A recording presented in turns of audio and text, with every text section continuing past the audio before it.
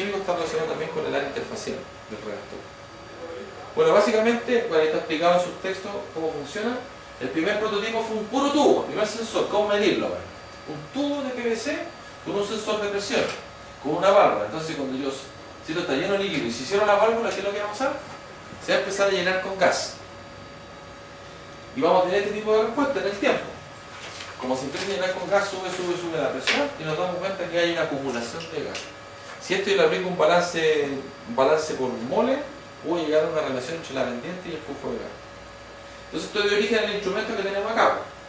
Acá hay una planta en Australia donde se hizo una serie de tubos para medir el JG, porque esto no tenía para medir flujo, nada. Pero con un sensor de presión no podían medir. Entonces se trató de controlar el perfil de aire en la celda. Pero si cada tubo es para cada celda. Para cada celda. Un tubo para cada celda. Acá hay otra medida que hicimos medición de flujo de gas como para hacer perfil, ¿no? Bueno, aquí no se alcanza a ver un poco, pero también está el sensor de cajones. Esto fue en Estados Unidos, en Kennedy. Ahí hicimos perfil de profundidad. No son tan grandes los tubos, son tubos más chicos. Esta misma idea de los tubos se ocupó también en Alberta para plantas de bitumen. Ahí por estándar de Irlanda pedían hacer unos tubos acero inoxidable, más caros. $10.000 cada uno. ¿Y cuántos metros por metro? 3 metros. Y acá está en Australia que se hizo un mapeo, que se trató de estudiar cómo se distribuía el gas en una celda. ¿Pero son confiables las mediciones de esos tubos? Eso es lo que vamos a ver ahora. Entonces acá está el balance, acá está la matemática, se aplica la ecuación de los gases ideales. La confiabilidad, porque una cosa es la confiabilidad, una cosa es la exactitud y otra es la precisión. Confiabilidad nos referimos a exactitud, cercano al valor real. ¿Sí? Sí, es cercano al valor real porque tú estás midiendo mole, acumuláis mole, es un gasómetro. Tú cuando mides flujo, quieres calibrar un flujómetro, tú lo que ocupas es un gasómetro. Acumulas gas en el tiempo. ¿Ya? Ahí está la ecuación, obviamente el gas se va comprimiendo, se tiene una ecuación un poquito más complicada, donde la pendiente está relacionada con esta expresión, presión atmosférica, la geometría del tubo y la densidad aparente de la pulpa. Entonces necesitamos medir la densidad aparente de la pulpa. Básicamente nos llega a esta expresión. Geometría de los tubos, el área que arriba, el área total del tubo, la altura del tubo que es exterior y la densidad de la pulpa. O sea, necesitamos medir la densidad de la pulpa. ¿Cómo podemos hacer eso? Simplemente agregar un segundo tubo. Con dos tubos, cuando estos dos están llenos de aire y se mide en estado estacionario, lo que se mide es la diferencial de presión. La diferencial de presión partido por el largo nos da la densidad aparente, como alguna vez lo fue deducido en clase mecánica fluida. Entonces tenemos dos tubos. Entonces el sensor consta de dos tubos. Como necesitamos medir la pulse density, cuando tú llegas a un estado estacionario y quedan los dos tubos llenos de aire, puede ser eso. Entonces ese es el tipo de señales. Ahí se abrieron los dos tubos para ver, perdón. Se deja un tubo fijo de referencia que mide la altura nomás, siempre con aire, lleno. Y este otro que se abre y se cierra la válvula. Entonces ahí sube, ¿cierto? Ahí tiene pequeñas variaciones. Si yo hago la diferencia, veo solamente la presión de acumulación del gas. No veo las variaciones de presión de altura hidráulica. Cuando yo hago el delta. ¿Sí? ¿Qué ventaja tiene esto? Que por ejemplo, en esta medición, si se dan cuenta, en el tubo que es fijo, donde solamente mide la presión, hubo un salto. ¿Por qué? Porque el nivel subió. Pero no cambió el aire. Ahora justo se estaba acumulando aire en el gasómetro, porque tuvo un aire de la confiabilidad. Y me genera esa joroba. Si yo le saco la pendiente de esta joroba, porque sabemos que la pendiente está relacionada con la fórmula con el JG, me da 1,06. ¿Está bueno o está malo? No se ve tan malo. Pero sabemos que tiene una pifia, ¿cierto? Tiene un error. Ahora, si nosotros calculamos la señal de presión menos la señal de presión que es fija, nos da a verde que es la diferencia. Y lo que hace esto es bloquear el efecto de la aparición en el... ¿cierto? ¿Qué tenemos acá? La pendiente que es 0,87 y era significativo el error.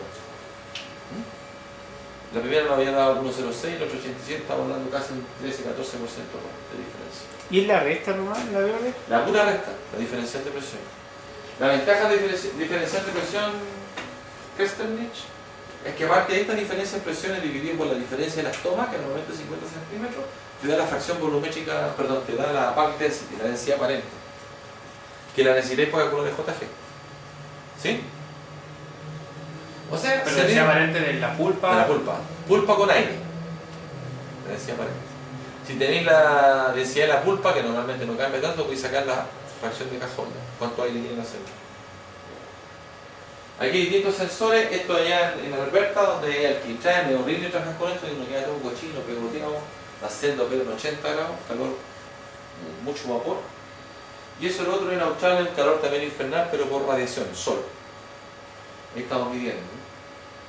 Hubo algunos intentos de la Universidad de McGill por trabajar con una placa de edificio. Un chileno hizo su doctorado en eso, pero hay un problema conceptual, porque para medir necesita estabilizar la señal, que es una válvula.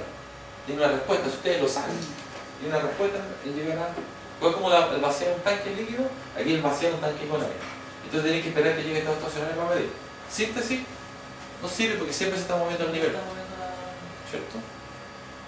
Alternativa a esto, nosotros pensamos con el equipo de trabajo, nosotros seguimos en esta línea, hay unos proyectos en Cuba en esto, que es que estoy oficialmente como emprendedor también, si no sabía. Queremos colocar un sensor de turbina. Simple. Con contador de pulso ahí. Eso queremos hacer. Bueno, aquí se ha aplicado también para hacer mapeos de celda en el espacio. Ahora, ¿por qué le interesa el mapeo? Porque la hipótesis es que medir el flujo total y dividirlo por el área no es el flujo, la velocidad de gas que hay en la celda. Y prueba de esto es un mapeo, si son distintas posiciones, ¿te fijas el mapeo? Y nos da 1.65, 1.38, 1.08, fíjate que este tiene un 60%, bueno, 0.6 de diferencia. Relativamente un 60% de diferencia. Entonces hay alta diferencia. ¿Ah? Y todo esto producto de que hay mezcladores, por donde alimentas la pulpa. ¿Ah? Entonces hay un perfil, ahora la pregunta ¿cuál es? ¿Cuál es el flujo? Entonces claramente tienes que hacer un mapeo. Y depende del lado. Normalmente las máquinas esto operan cambiando el sentido de rotación. Para que se gaste por un lado, pues se gasta por otro. La idea es que se gaste parejo.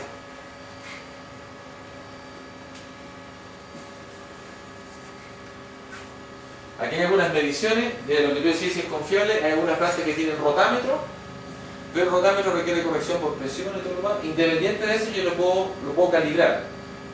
Acá y acá tengo lo que me entrega el sensor, se calibra. Esas son las curvas que tú preguntas en la confiable. Sí, sí es confiable. De hecho, nosotros lo calibramos con un flujómetro básico. Al flujómetro que es conocido, le inyectamos el gas al tubo para verlo o no. No he visto los resultados del diseño de eso, pero eso lo podemos ver. Cuánto marca el flujómetro y cuánto marca lo que él mide con las pendientes. Ahora si miramos una línea de flotación, es decir, celda 1, 2, 3, 4, una planta, vemos que hay perfiles. ¿Por qué? Porque uno no está acostumbrado a controlar el flujo por celda, ¿no? Opera nomás. Entonces lo que se ocupan los operadores es que salga espuma. Y de hecho ahora la estrategia es colocarle cámaras que son más o menos caras y sacar espuma nomás. Pero no tenía idea de lo que está pasando, porque nosotros ya sabemos que el JG y el diámetro está relacionado con el K. Entonces, ¿qué sentido tiene controlar el flujo espuma? ¿Te das cuenta que es una tontera, verdad? Porque a un Gil se le ocurrió colocar cámara, porque con la velocidad de la espuma y la burbuja y la cómo se encarga, mejoramos la metalurgia. Sería más bonito. Pero conceptualmente no tiene ningún fundamento. Entonces, bueno, rasgos se usan en El Salvador, Pelambre, hay un montón de plantas escondidas que tienen estrategia basada en eso. Ustedes saben ya que ¿qué sentido tiene controlar la velocidad de la espuma? Con todo lo que le de flotación. Entonces tratan de buscar datos y toda la cosa, pero en la experiencia no va por ahí. Entonces, aquí hay un trabajo práctico, así como se controla la celda con esos perfiles de flujo y se probó balancearla. Porque recuerden que hay plantas donde tú no tienes flujómetro.